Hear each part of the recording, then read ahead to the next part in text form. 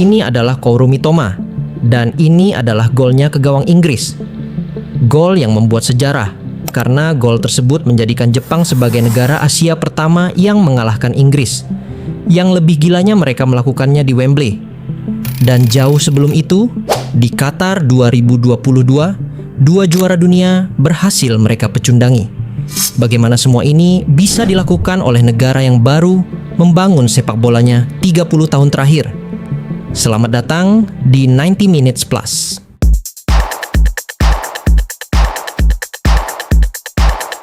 Sebelum tahun 1990-an, sepak bola di Jepang hampir tidak pernah dianggap serius. Mereka bahkan belum memiliki liga profesional. Meski telah memiliki klub sepak bola, namun klub-klub tersebut adalah klub perusahaan. Misalnya, Urawa Red Diamonds dimiliki oleh Mitsubishi, Gamba Osaka milik Panasonic, Kashima Antlers dimiliki oleh Nippon Steel, dan masih banyak lagi. Sedangkan pemain di klub tersebut rata-rata adalah karyawan dari perusahaan pemilik klub yang bekerja pada siang hari dan bermain sepak bola di sore hari. Hal ini telah dijelaskan dalam sejarah Japan Soccer League. Sebagian besar tim adalah tim perusahaan dan para pemainnya adalah karyawan dari perusahaan-perusahaan tersebut. Hal ini berarti sepak bola bukanlah karir utama, melainkan hanya aktivitas tambahan. Di sisi lain, Eropa sudah membangun liga profesional yang berjalan selama puluhan tahun. Dan Amerika Selatan telah melahirkan banyak legenda besar, sedangkan Jepang tertinggal jauh di belakang. Bahkan di tingkat Asia, mereka masih berada di bawah bayang-bayang Korea Selatan. Pada 1993, Jepang hanya tinggal selangkah lagi untuk lolos ke Piala Dunia pertama mereka. Tanggal 28 Oktober 1993, di Doha, Qatar, Jepang menghadapi Irak dalam laga hidup mati. Jepang sempat memimpin 2 kali melalui gol dari Kazuyoshi Miura pada menit ke-5 dan Masashi Nakayama pada menit ke-69. Namun, Irak berhasil menyamakan kedudukan lewat Ahmed Radi dan gol penyeimbang yang dicetak oleh Jafar Omran pada injury time. Dengan hasil imbang tersebut, Jepang yang sebelumnya berada di puncak klasemen harus turun ke posisi ketiga di bawah Arab Saudi dan Korea Selatan, sehingga gagal mendapatkan tiket ke Amerika Serikat. Media-media Jepang menyebut kegagalan tersebut sebagai Agony of Doha. Kegagalan ini memicu perubahan besar dalam sepak bola Jepang, termasuk pemecatan pelatih Hans OF serta fokus membangun liga profesional. Sebelum adanya J-League, kasta tertinggi sepak bola Jepang adalah Japan Soccer League atau JSL yang bersifat semi-profesional. Meskipun sempat populer pada akhir 1960-an setelah Jepang meraih medali perunggu di Olimpiade 1968, JSL mengalami penurunan drastis pada 1980-an.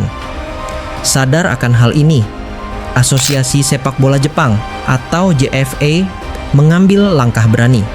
Mereka membentuk panitia persiapan liga profesional pada 1988 untuk mempelajari berbagai liga di dunia, termasuk Liga Indonesia. Hingga akhirnya pada tahun 1992, lahirlah Japan Football League dengan 10 tim pionir yang dikenal sebagai Original Ten, yang diisi oleh 8 tim yang berasal dari divisi utama JSL seperti Gamba Osaka dan Urawa Reds, 1 tim dari divisi 2 yaitu Kashima Antlers, dan 1 klub baru bernama Shimizu S-Pulse. Sejarah pun tercipta pada 15 Mei 1993 di Stadion Nasional Kasumigaoka. Pertandingan perdana J-League resmi dibuka dengan duel sengit antara Verdy Kawasaki melawan Yokohama Marinos. Untuk menarik perhatian dunia, J-League mendatangkan nama-nama besar seperti Gary Lineker, Zico, Dunga, hingga Patrick Mboma hadir sebagai daya tarik utama. Bahkan pelatih legendaris Arsene Wenger sempat menukangi Nagoya Grampus Eight sebelum terbang ke Arsenal. Menariknya, di awal kompetisi J-League tidak mengenal hasil imbang. Jika skor sama kuat selama 90 menit, maka diadakan perpanjangan waktu atau adu penalti untuk menentukan pemenang. Formatnya pun unik, menggunakan sistem 2 putaran atau two-stage system yang mirip dengan liga-liga di Amerika Latin. Ibarat pepatah, sudah terlanjur basah, mending berenang sekalian. JFA tidak setengah-setengah dalam membangun sepak bola Jepang. Mereka menyusun 100 Year Vision, sebuah target gila yang bertujuan menjadikan Jepang juara dunia pada 2092. Visi ini tidak sekadar slogan.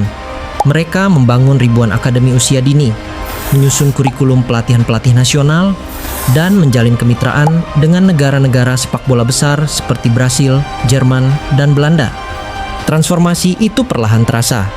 Dalam waktu 5 tahun, Jepang lolos ke Piala Dunia untuk pertama kalinya pada tahun 1998. Dan sejak saat itu, mereka tidak pernah absen dari turnamen tersebut. Tapi, bukan itu yang paling mengesankan. Yang luar biasa adalah bagaimana Jepang terus berkembang. Bukan hanya dari sisi hasil, tetapi juga dari cara mereka bermain dan mengelola sepak bola sebagai industri. J-League menjadi liga paling stabil dan profesional di Asia.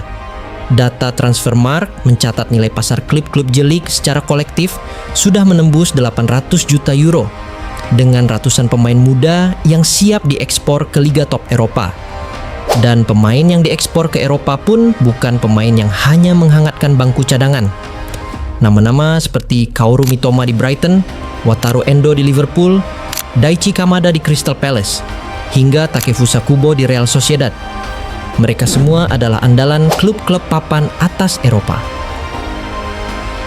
Ada hal lain yang membuat mereka semakin istimewa. Pemain-pemain Jepang bukan hanya sekedar mengandalkan taktik. Mereka memiliki mentalitas yang tidak dimiliki oleh negara manapun, yaitu kerja keras, rendah hati, dan adaptif. Karakter yang dibentuk sejak mereka bermain di sekolah, dilatih dengan pendekatan disiplin, dan tumbuh dalam lingkungan yang menghargai proses. Dan jangan lupakan, ada faktor pop culture yang tak kalah penting, yaitu Captain Tsubasa. Anime legendaris ini tayang di awal 80-an dan menjadi pemicu gelombang cinta sepak bola di kalangan anak-anak Jepang.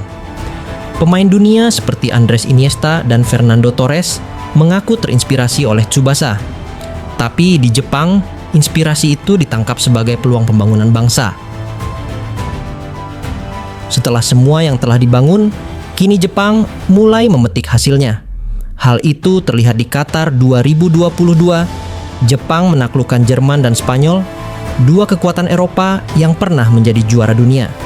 Mereka lolos sebagai juara grup dan bermain dengan gaya yang khas pressing cepat, operan akurat, dan mentalitas pantang menyerah. Kini Jepang bukan lagi tim kuda hitam. Mereka adalah kekuatan baru sepak bola dunia. Di sisi lain, tidak ada negara Asia lain yang punya struktur pembinaan sebaik Jepang. Lebih dari 15.000 pelatih berlisensi internasional aktif melatih di berbagai level. Dan menariknya, sebagian besar pemain Jepang yang sukses justru datang dari jalur pendidikan formal, bukan hanya dari akademi sepak bola elit. Misalnya, Kaoru Mitoma yang benar-benar mempelajari teknik dribbling untuk dijadikan skripsi di kampusnya.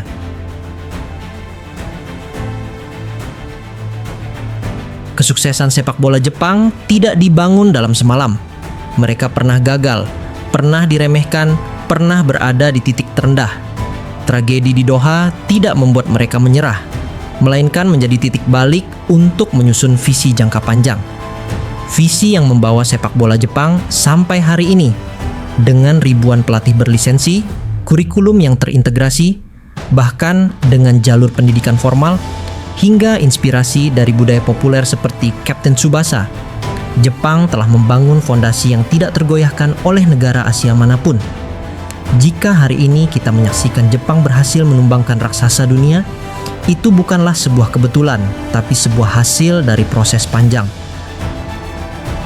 Dari cara Jepang membangun sepak bolanya, kita bisa belajar bahwa tidak ada jalan pintas dalam membangun prestasi. Keberhasilan Jepang adalah kombinasi dari visi jangka panjang, investasi pada akar rumput, dan percaya terhadap proses. Mereka tidak sibuk mencari-cari siapa yang salah ketika kalah, tetapi mereka sibuk memperbaiki diri sejak dini. Sama seperti produk buatan Jepang lainnya, presisi, konsistensi, dan rasa hormat terhadap proses. Dan sepak bola Jepang hari ini adalah gambaran sempurna dari sebuah produk yang diciptakan oleh mereka. Tidak mengherankan jika sepak bola mereka kini menjadi standar baru di Asia bahkan dunia. Jika kalian mempunyai pendapat dan saran, tulis di kolom komentar.